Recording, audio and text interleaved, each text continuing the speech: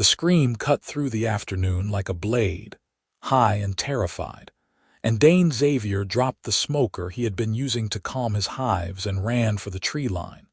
He was halfway across the meadow when he saw them. 3 orcs, all green-skinned and armored in leather and iron, moving through the tall grass with weapons drawn. They were hunting something. Someone. Dane slowed, his pulse hammering, and then he saw what they were after, a child. Small, maybe 6 or 7 years old, with pale green skin and wide dark eyes. She scrambled over a fallen log and stumbled, her thin tunic catching on a branch. One of the hunters laughed, a harsh sound that made Dane's stomach turn. He did not think, he moved. "Hey!" Dane shouted, stepping into the gap between the child and the hunters.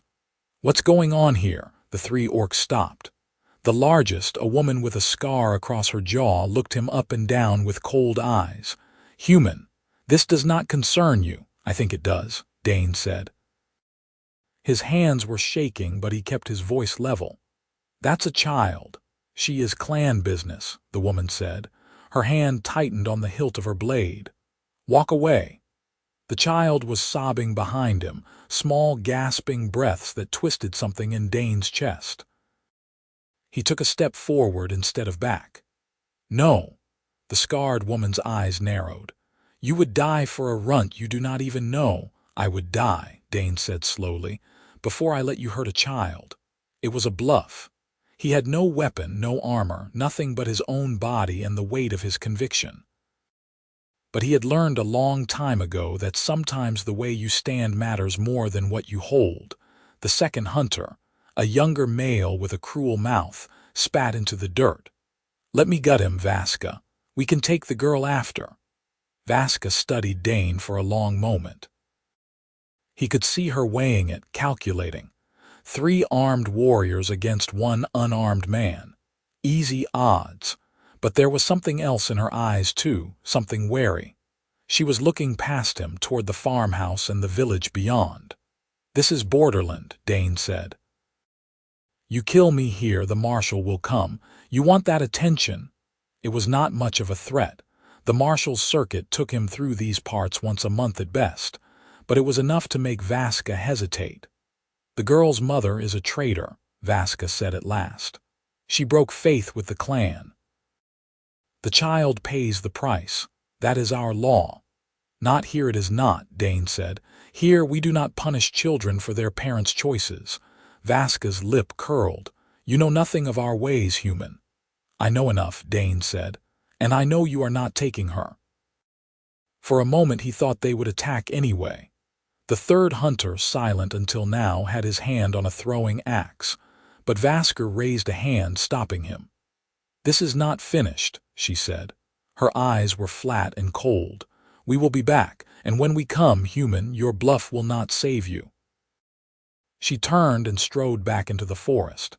The other 2 followed, casting dark looks over their shoulders. Dane stood frozen until they disappeared into the trees, and then his legs nearly gave out. He turned.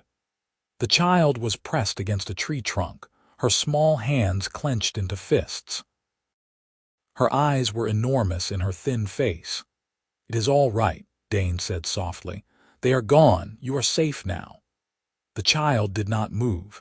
She was trembling so hard her teeth chattered. Dane knelt slowly, making himself smaller. "My name is Dane.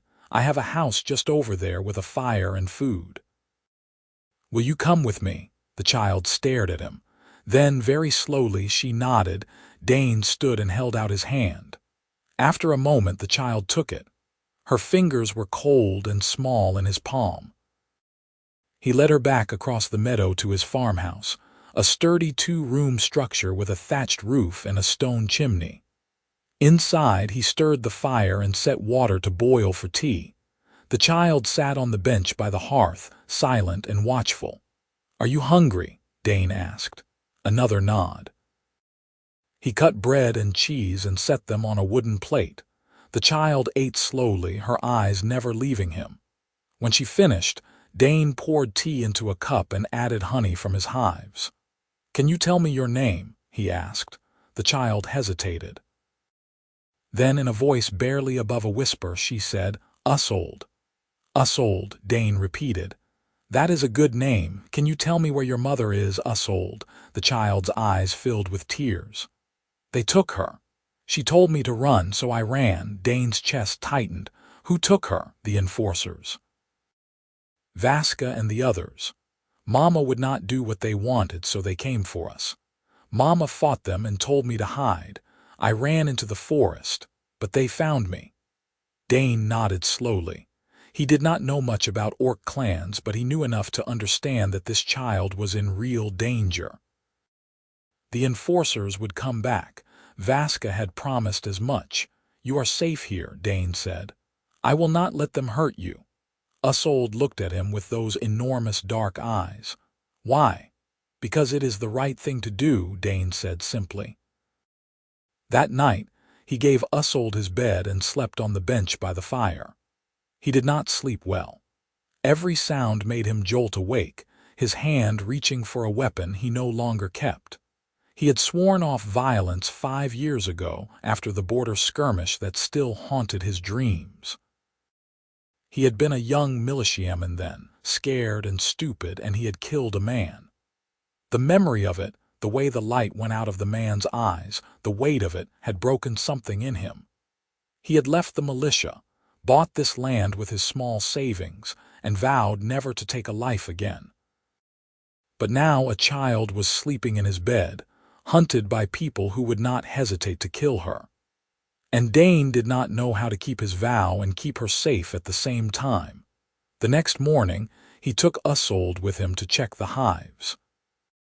She watched with fascination as he smoked the bees and carefully lifted the frames heavy with honey. "They do not sting you?" she asked.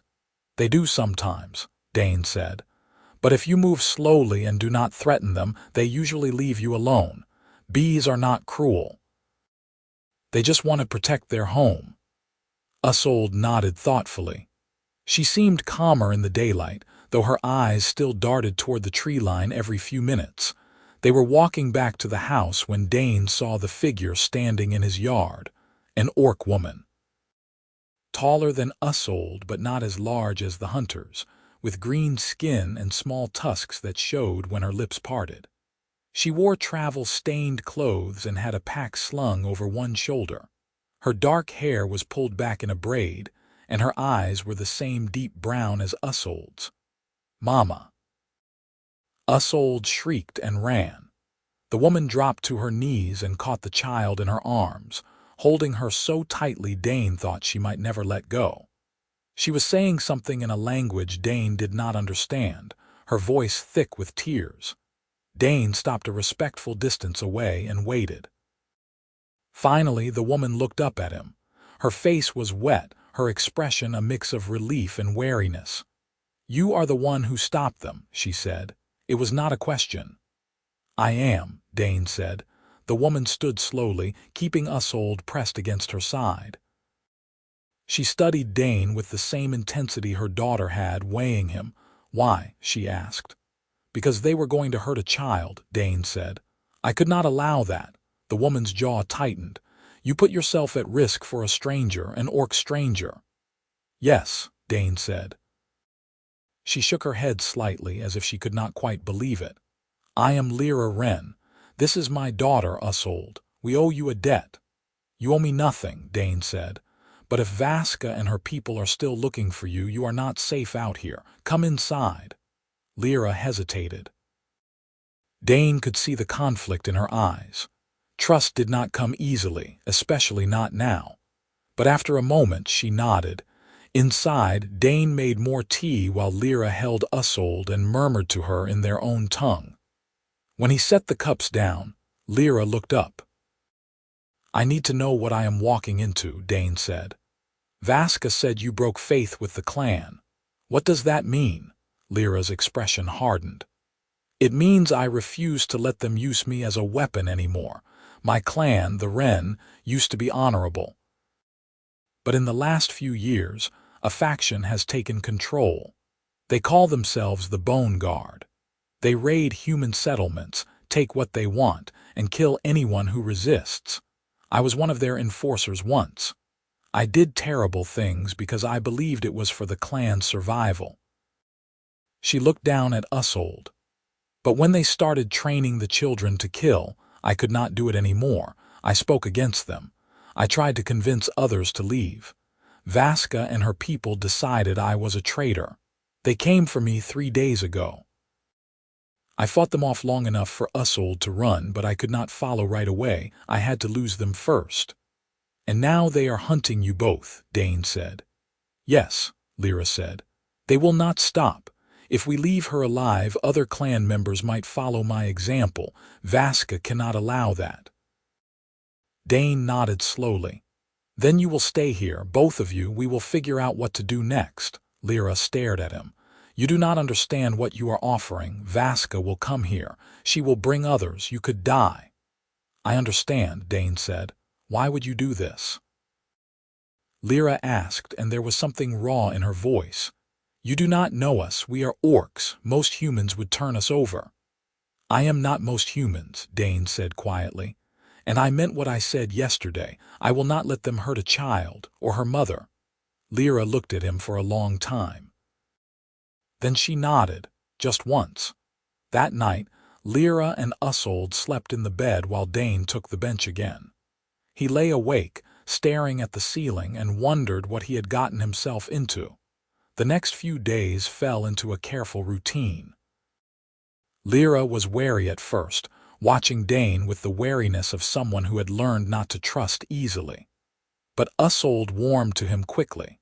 She followed him around the farm, asking endless questions about the bees and the garden and the chickens. Dane found himself smiling more than he had in years. Lira helped with the work without being asked. She was strong and capable, and she moved with the efficiency of someone used to hard labor. In the evenings, they sat by the fire and talked in low voices while Ysolde slept. "You said you were an enforcer," Dane said one night. "What made you leave?" Lira was silent for a long moment. "There was a raid," she said at last. "A farmstead much like this one. The family tried to surrender, but Vasca ordered us to kill them anyway, to send a message. I did what I was told. I always did what I was told." Her hands tightened in her lap. "But afterward I saw the children, 2 of them younger than Ysolde. They had hidden in the root cellar. They were crying for their parents, and I realized I had become the thing I always feared, a monster." "You are not a monster," Dane said. Lira looked at him sharply. "How would you know?" "You do not know what I have done." "I know you risked everything to save your daughter," Dane said. "I know you chose to walk away from power and violence even though it cost you everything. That is not what monsters do."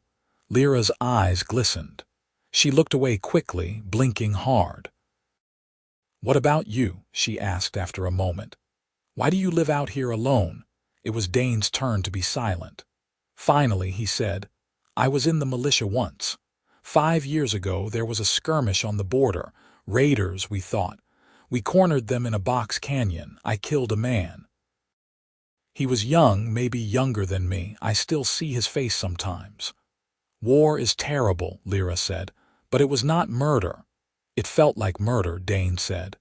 "Afterward, I could not do it anymore. I left the militia and came here. I thought if I lived quietly, if I did not hurt anyone, I could make up for it somehow." "And now you are harboring fugitives," Lira said, and there was something almost like humor in her voice. "Yes," Dane said. He met her eyes. "I do not regret it." Lira held his gaze. Something passed between them, unspoken but understood. Then she looked away, her expression unreadable. 2 weeks passed. Dane went into the village to trade honey for supplies and to listen for news. There were rumors of orc raids to the north, but nothing close. He bought flour and salt and a new knife for Ysolde, who had been using a stick to help in the garden. When he returned, he found Lira in the yard, teaching Ysolde how to tie knots. She looked up when she saw him, and he thought he saw relief in her eyes. "No trouble?" she asked. "No trouble," Dane said. He handed the knife to Ysolde, who beamed. That night, a storm rolled in. Rain hammered the roof and wind howled through the eaves. Ysolde curled up between Dane and Lira on the bed, and they told her stories until she fell asleep. "She has not been this happy in a long time," Lira said quietly. "Thank you." "You do not need to thank me," Dane said. "Yes, I do," Lira said. She turned her head to look at him. In the dim firelight, her eyes were soft. "You gave us something I did not think we would ever have again. Safety. Peace. A home. This is your home as long as you need it," Dane said. Lyra's breath hitched. Then, very slowly, she reached out and took his hand. Her palm was warm and calloused against his. They sat like that for a long time, listening to the rain and Ysolde's soft breathing. In the morning, everything changed. Dane was checking the hives when he heard the shout. He turned and saw a rider coming up the road at a gallop. It was Garrett, a farmer from the village, his face red with exertion. "Dane," Garrett yelled. "Orcs on the road, a dozen of them, maybe more.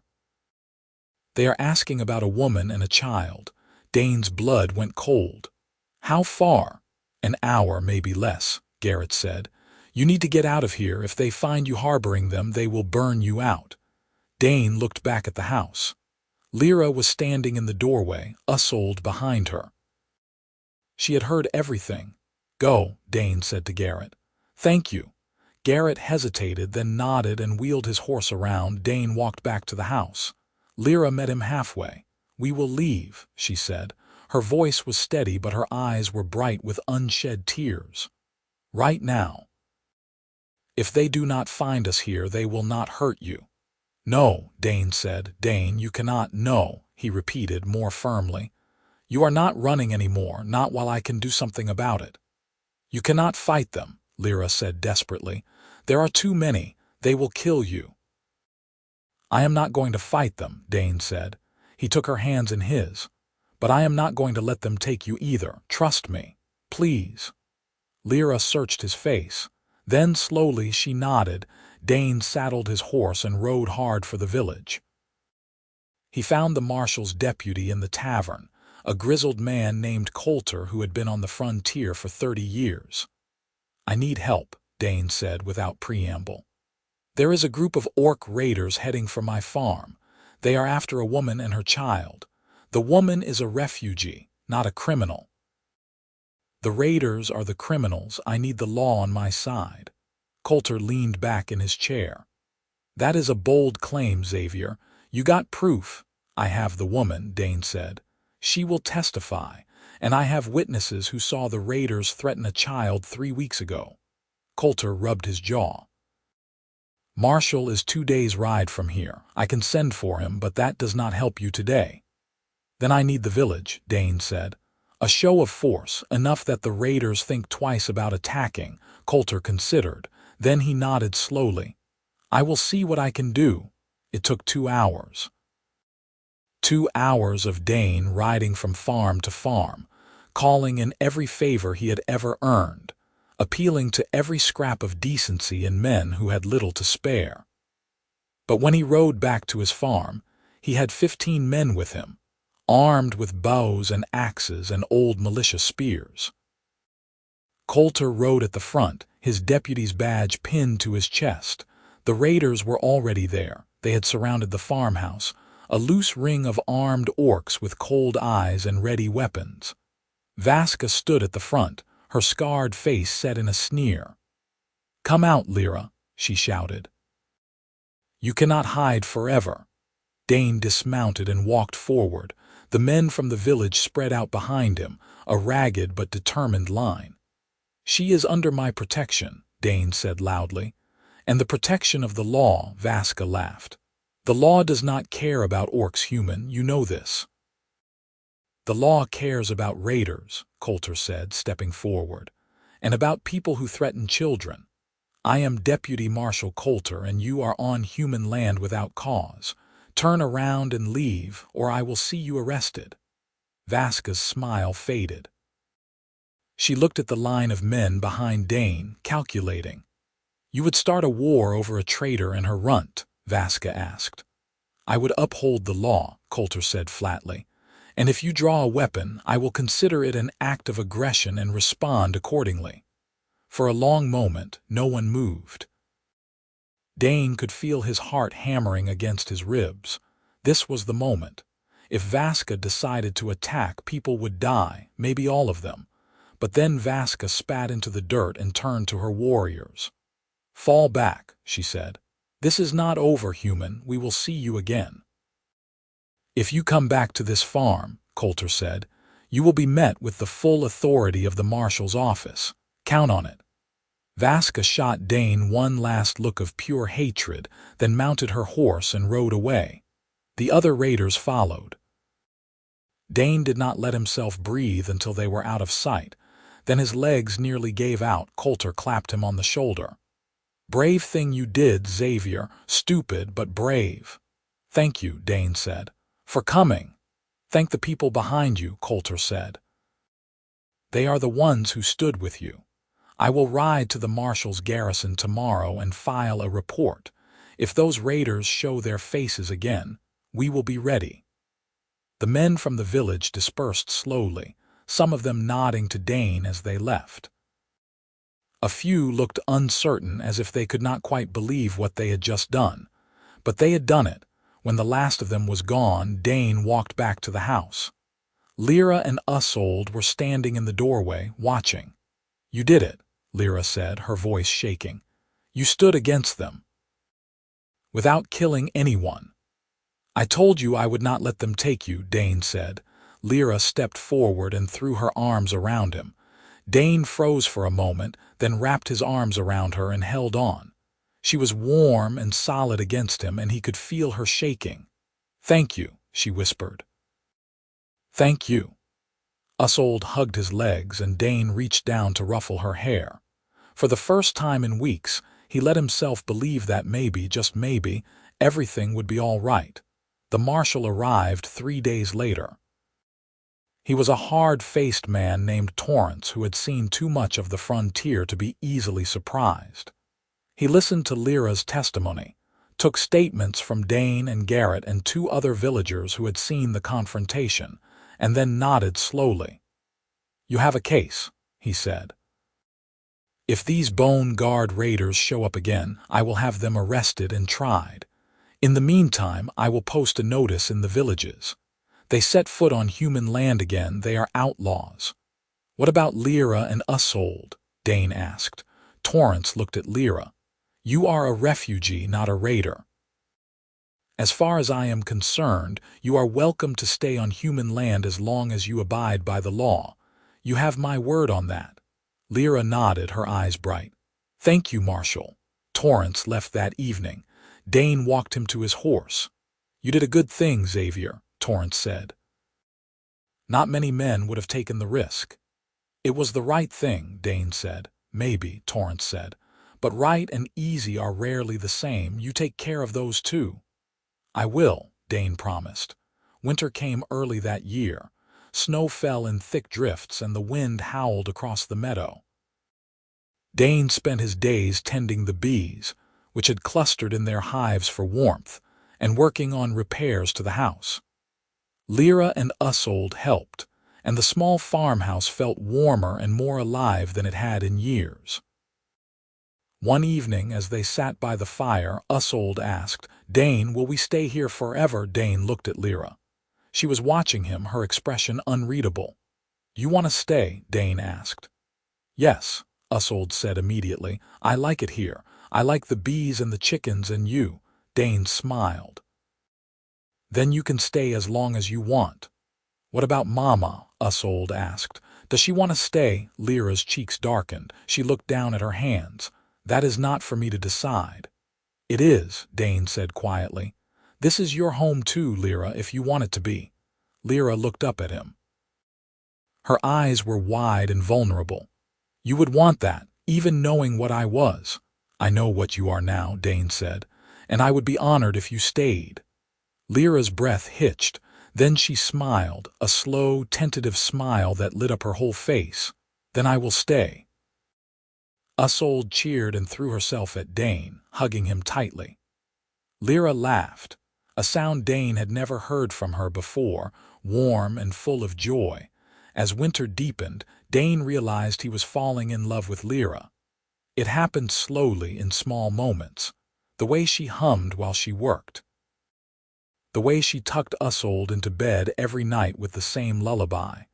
The way she smiled at him over breakfast, soft and genuine. He did not say anything. He did not want to push, did not want to assume. But he thought, sometimes, that she might feel the same. One night after Ysolde had fallen asleep, Lira sat beside Dane by the fire. They were quiet for a long time, just listening to the crackle of the flames. "I have been thinking," Lira said at last, "about what happens next when spring comes." Dane's chest tightened. "Are you leaving?" "No," Lira said quickly. She turned to face him.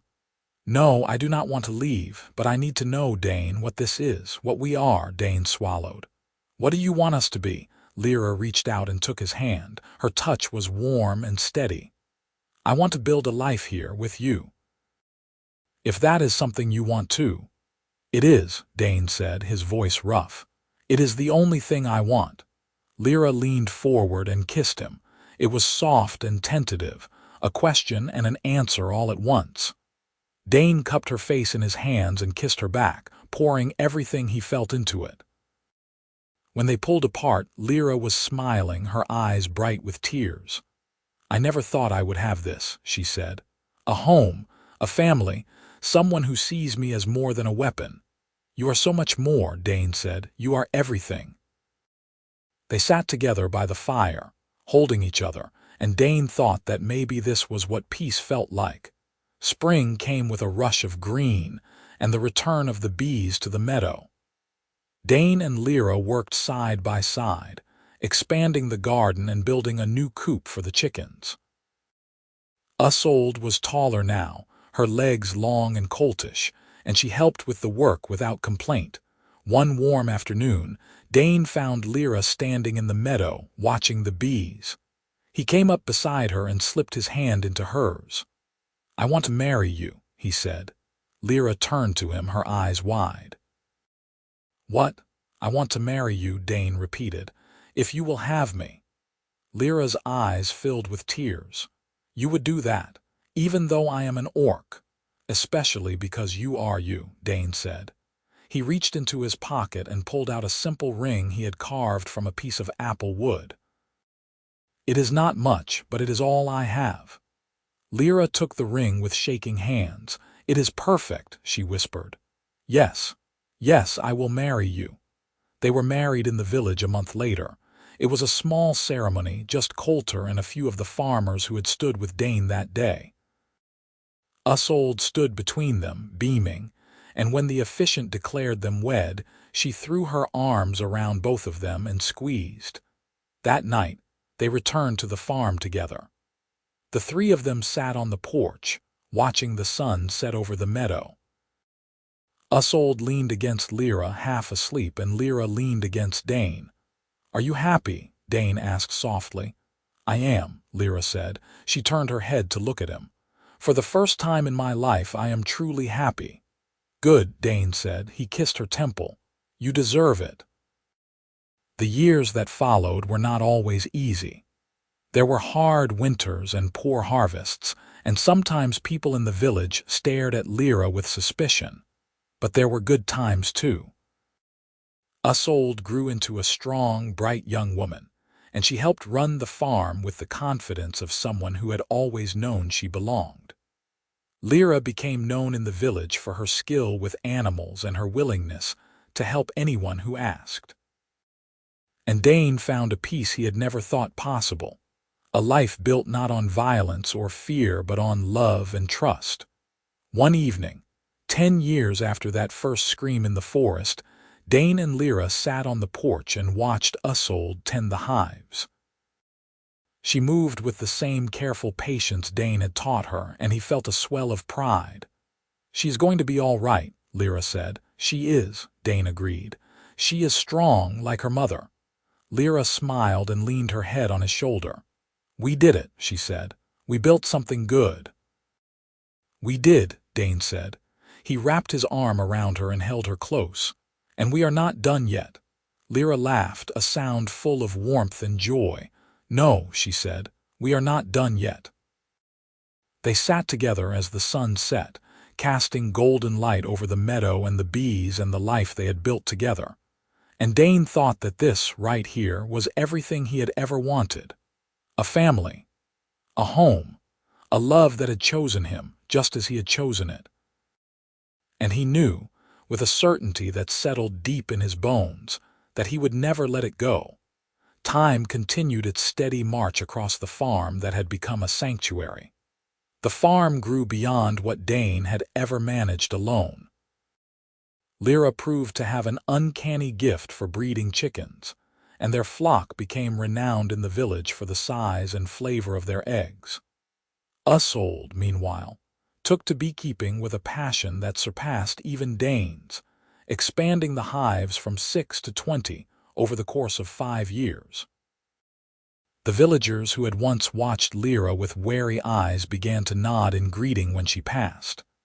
When old Garrett fell ill one winter, Lira showed up at his door with food and firewood, and she sat with him through the worst of the fever. After that, the whispers stopped. Coulter visited every few months, always taking time to share a meal and catch up on news. He brought word from the marshal's circuit, stories of the frontier, and occasionally letters from people Dane had known in his militia days. The Bone Guard raiders never returned. According to Coulter, Vasca had been killed in a dispute with another clan, and the faction had fractured without her leadership. "They are scattered now," Coulter said one evening over dinner. "No longer a unified threat. You can breathe easy, I think." Lira nodded, but Dane saw the tension in her shoulders ease for the first time in years. Ysolde turned 16 in the spring, and she asked if she could go to the village market alone to sell honey. Lira hesitated, but Dane squeezed her hand and nodded. "She is ready," he said. Ysolde came back that evening with an empty cart and a pouch full of coins, her face flushed with pride. "Everyone loved it," she said. "Old Mrs. Harrow said she had never tasted better honey, and the baker ordered 6 jars for next week." "You did well," Lira said, pulling her daughter into a hug. "I am proud of you." Dane watched them and felt something warm settle in his chest. This was what he had fought for. This moment, this peace, this family. That summer, a young man from the village began stopping by the farm. His name was Thomas, and he was the blacksmith's apprentice, broad-shouldered and earnest. He always found some excuse to visit a tool that needed mending, a question about ironwork, but Dane noticed the way his eyes followed Ysolde. Lira noticed too. One evening after Thomas had left, she sat beside Dane on the porch and sighed. "She is growing up," Lira said. "She is," Dane agreed. "I am not ready for it," Lira admitted. "I still see her as the little girl who hid in the forest." "I know," Dane said. He took her hand. "But she is strong." "We raised her to be strong." Lira leaned against him. "I know, it is just hard to let go." "We are not letting go," Dane said. "We are just giving her room to grow." Ysolde and Thomas began courting that autumn, and by the time the snow fell, they were inseparable. Dane liked the boy. He was kind and respectful, and he looked at Ysolde like she hung the moon. One evening, Thomas came to the farm alone. He looked nervous, his hands twisting in his cap. "Sir," he said to Dane, "I would like to ask your permission to marry Ysolde." Dane glanced at Lira, who was watching from the doorway. She nodded slightly. "Does she want to marry you?" Dane asked. "Yes, sir," Thomas said. "I asked her first. She said yes, but only if you and her mother agreed." Dane stood and clapped Thomas on the shoulder. "Then you have my blessing." "Take care of her." "I will," Thomas promised. "I swear it." They were married in the spring, a joyful celebration that brought the whole village together. Ysolde wore a dress Lira had sewn, pale green with embroidered flowers, and she looked radiant. When Dane walked her down the aisle, he had to blink back tears. "Thank you," Ysolde whispered, "for everything. "You do not need to thank me," Dane said. "You are my daughter. That is all I need." After the wedding, Ysolde and Thomas moved into a small house in the village. Lira cried that night, and Dane held her until she fell asleep. The farm felt quieter without Ysolde, but it was a peaceful quiet. Dane and Lira settled into a new rhythm, working side by side and spending their evenings by the fire. They talked about everything and nothing, and Dane found that he loved her more with every passing day. One night, Lira turned to him with a thoughtful expression. "You ever wonder what would have happened if you had not heard that scream?" she asked. Dane considered. "Sometimes, but not often." "I do not like to think about a world where I did not meet you," Lira smiled. "I think about it sometimes. What my life would have been if I had stayed with the Bone Guard. I would be dead by now, I think, or worse." "You are here," Dane said. "That is all that matters." "I am here because of you," Lira said. She reached out and cupped his face in her hands. "You saved us, Dane, not just that day in the forest, every day since. You gave us a life I never thought we could have." "You gave me a life too," Dane said. "Before you I was just existing, now I am living." They kissed, slow and tender, and Dane thought that this was what love was. Not grand gestures or dramatic declarations, but quiet moments like this. Moments where two people chose each other, over and over, day after day. 2 years later, Ysolde gave birth to a daughter. She named her Dara, and when Dane held the baby for the first time, he felt something shift in his chest. He was a grandfather now. The weight of it, the honor of it, was almost too much to bear. "She has your eyes," he said to Ysolde. "She has your stubbornness," Ysolde said with a grin. Lira laughed and took the baby from Dane, cooing softly. Watching her, Dane thought about how far they had all come. From that terrified child in the forest to this, a family, 3 generations strong, bound by love and choice. The years continued to pass, steady and sure. Dara grew into a bright, curious child who loved to visit the farm and help with the bees. Ysolde and Thomas had a son 2 years later, a boy they named Marcus, and the farmhouse rang with laughter whenever they visited. Dane's hair turned gray and his joints ached on cold mornings, but he did not mind. He had lived a good life, a full life, and he had no regrets. One evening, when he was 63 and Lira was 58, they sat on the porch and watched the sunset. The meadow was golden in the light and the bees hummed in the hives. "You remember the day we met?" Lira asked. "Every detail," Dane said. "I was so scared," Lira admitted. "I thought I had lost everything. And then you stood there, this stubborn human, and you refused to let them hurt her." "I did not understand it then. I do now." "What do you understand?" Dane asked. "That love is not just a feeling," Lira said. "It is a choice. And you chose us even when it was hard, even when it was dangerous. You chose us and you kept choosing us every single day." "It was the easiest choice I ever made," Dane said. Lira leaned her head on his shoulder. "I love you," she said. "I do not say it enough, but I do. I love you more than I ever thought I could love anyone." "I love you too," Dane said. He wrapped his arm around her and held her close. "More than words can say." They sat together as the sun dipped below the horizon, painting the sky in shades of orange and pink. And Dane thought that this was enough. This was more than enough. He had lived a life full of love and purpose, and he had no regrets. The farm continued to thrive. Dara and Marcus grew, and they brought their own children to visit, filling the house with noise and laughter. Ysolde and Thomas took over much of the work, but Dane and Lira still helped where they could, tending the bees and the garden with the same care they always had. On Dane's 70th birthday, the whole family gathered at the farm. There were 23 of them now, a sprawling mix of humans and orcs and children who belonged to both worlds.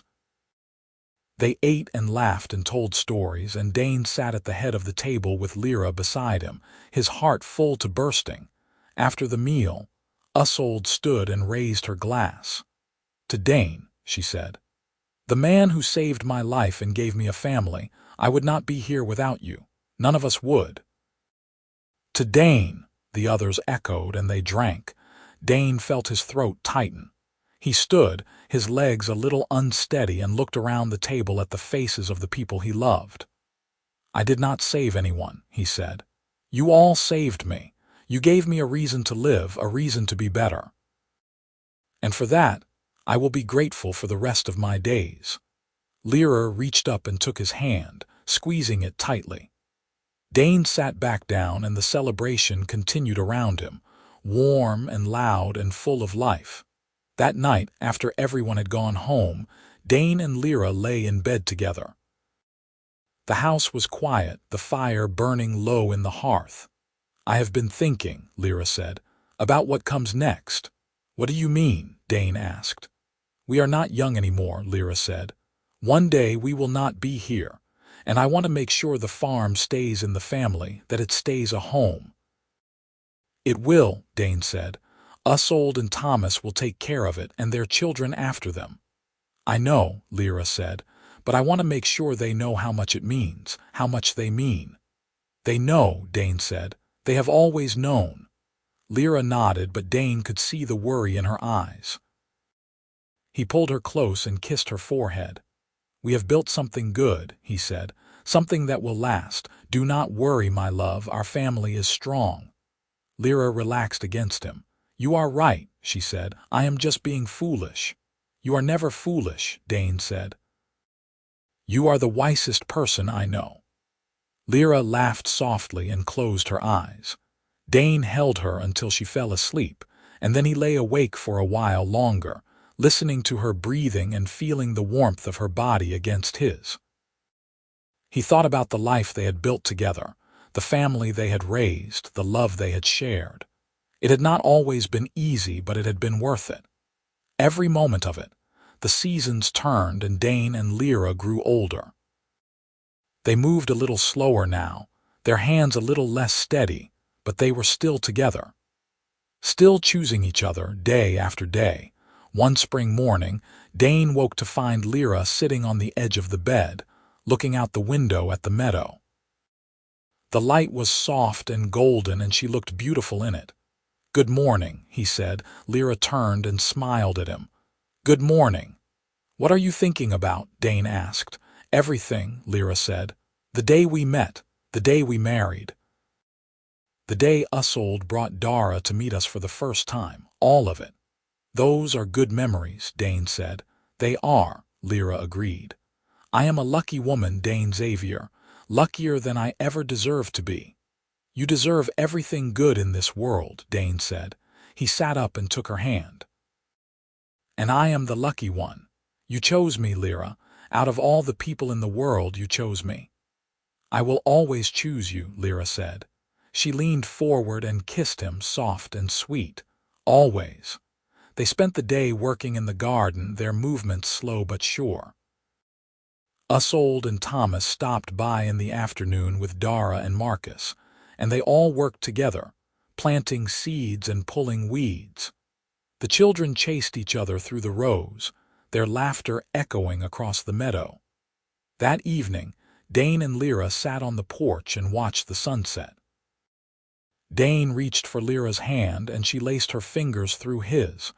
"This is a good life," Dane said. "It is," Lira agreed. "The best life." They sat together in comfortable silence, watching the sky turn from gold to pink to deep purple. The bees hummed in the hives, the chickens clucked softly in the coop, and somewhere in the distance, a nightingale sang. Dane thought about the scared child he had found in the forest all those years ago. He thought about the woman who had tracked her daughter to his farm, wary and desperate.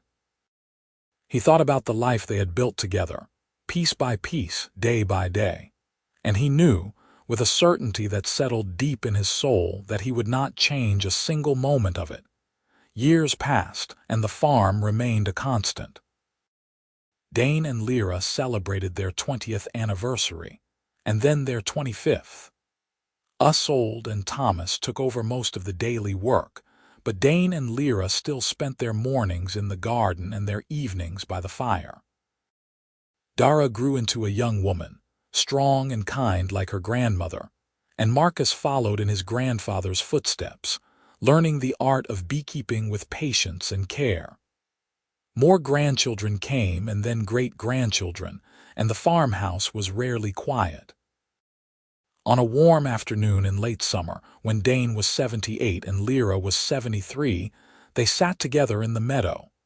The bees buzzed around them, and the scent of honey and wildflowers filled the air. "You remember what you said to me the day we met?" Lira asked. "I said a lot of things," Dane said with a smile. "You said I did not owe you anything," Lira said, "but you were wrong. I owe you everything." "You do not owe me anything," Dane said. "We gave each other everything. That is what love is." Lira leaned her head on his shoulder. "I am tired," she admitted, "but I am happy, so happy." "So am I," Dane said. He wrapped his arm around her and held her close. "So am I." They sat together as the sun began to set, casting long shadows across the meadow, and Dane thought that this was the best place in the world to be. Here, with the woman he loved, surrounded by the life they had built together. As the stars began to appear in the sky, Lira sighed softly. "Thank you," she said. "For what?" Dane asked. "For hearing that scream," Lira said. "For standing between us and the darkness, for choosing us." "I would do it again," Dane said. 1,000 times over." Lira smiled and closed her eyes. Dane held her as the night deepened around them, the stars bright overhead, the bees silent in their hives, and he knew that whatever came next, they would face it together, just as they always had. The farm endured, a testament to the love and courage of the two people who had built it. And in the years to come, when the grandchildren and great-grandchildren sat on the porch and asked about the stories of old, they would hear about the human who protected an orc child from her violent clan, and the orc mother who chose him. They would hear about the life that grew from that single act of courage, and they would know that love, in all its forms, was the most powerful force in the world.